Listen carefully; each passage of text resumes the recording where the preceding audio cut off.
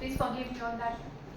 So my topic is the psychology of decision making. So before starting the topic, I'd like to jot down some points so that I can explain it to you. Okay?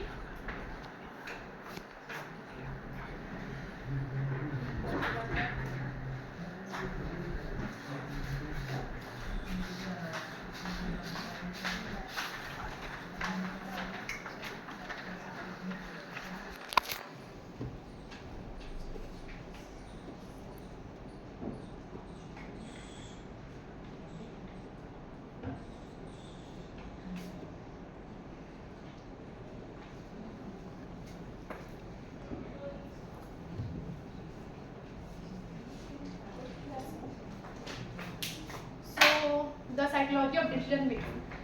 So decisions तो हम daily लेते हैं, है ना? आज breakfast में क्या खाना है, आज 8:30 का अलार्म बंद करके 9 बजे उठना है, या स्नूज पे लगाना है या उठ ही जाना है ना? और क्लास लेट पहुंचना है, जल्दी जल्दी भाग के पहुंचना है, ट्रिवियल डिसीजंस या फिर लाइफ चेंजिंग डिसीजंस, शादी करनी है, किससे करनी है, कब करनी है, every time we are taking decisions, ठीक है? तो डिसीजंस इम्पल्सिव भी होते हैं, लाइक माइंड ऑलमोस्ट इम्पल्सिव हमेशा ही होते हैं, और समटाइम्स लॉजिकल भी हो जाते हैं. तो डिसीजन मेकिंग में एक प्रोसेस है. इट्स ऑल्सो एक और पॉइंट जल्दी ऐड करना, आर्ट और science. How many of you think कि डिसीजन मेकिंग आर्ट है, and how many of you think कि decision making science, and why? In your opinion please, anyone? Art. And why? If you think so then why? हम हमेशा scientifically नहीं सोच सकते. हाँ, but There is no rigid rule. Okay, हाँ. No rigid rule. तो सब एग्री करते हैं कि it's an art, but it's neither art not science, और it's between the two. Because decision making के स्टेप्स होते हैं. First we think, then we analyse, then we think of the repercussions. Mostly हम लोग नहीं भी करते ऐसा, and that's why our decisions are not very fruitful. So let's start with paradox of choice. ठीक है? एनीवन किसको पता है इसके बारे में?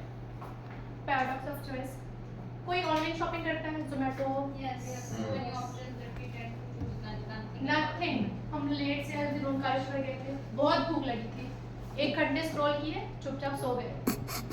नथिंग, वी ऑर्डर नथिंग, ऐसे ही सो गए पानी पी के, क्योंकि इतने ऑप्शन थे. ये ऑर्डर करिए, नहीं इसका रिव्यू अच्छा नहीं है, इसका रिव्यू अच्छा नहीं है, इसका अच्छा है बट ये खाने का मन नहीं है. तो हम लोग इतने भूखे थे फिर भी सो गए. Too many options, but we think कि ऑप्शंस होने भी चाहिए. ऑप्शंस नहीं होंगे तो हाउ विल वी कंपेयर कि अच्छा है क्या बुरा क्या है. So here we have to take an effective decision. We have to limit our choices.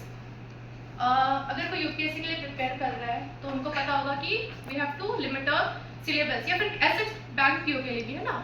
तो हम सारा कुछ नहीं पढ़ सकते. जैसा लाइक मतलब बहुत ज़्यादा ही ये है, वास्ट नॉलेज आउट देयर. तो हमें अपनी चॉइसेस लिमिट करने पड़ेंगे. एंड ये पहला हो गया paradox of choice. Second is personal and social bias. How many of you thinks कि वो हमेशा लॉजिकल डिसीजन लेते हैं, देयर इज नो बायस? कोई ऐसा है?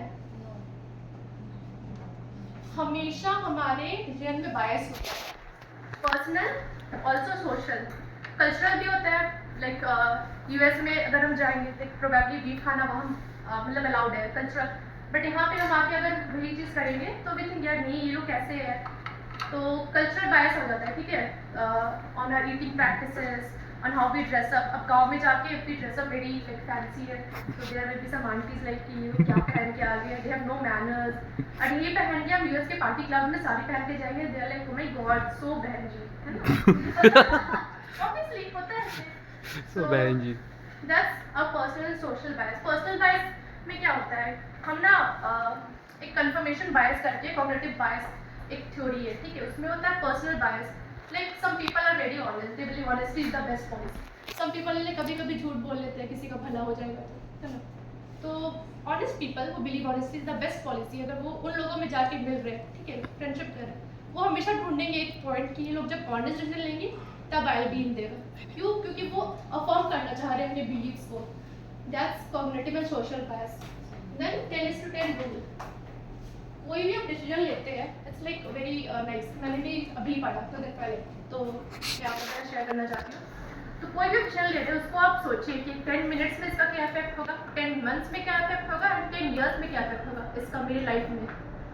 That's very nice. मतलब मुझे भी आज ही पता चला ऐसा भी कुछ होता है कि मैं तो कुछ गोलगप्पा खाने खा लेते हैं क्या जा रहा है, बट उसका अपनी हेल्थ पे क्या इफेक्ट होगा down the line.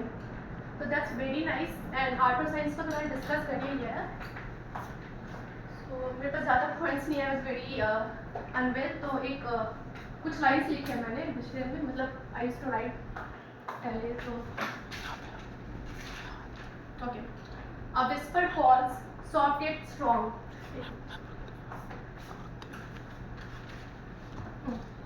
A whisper calls, soft yet strong.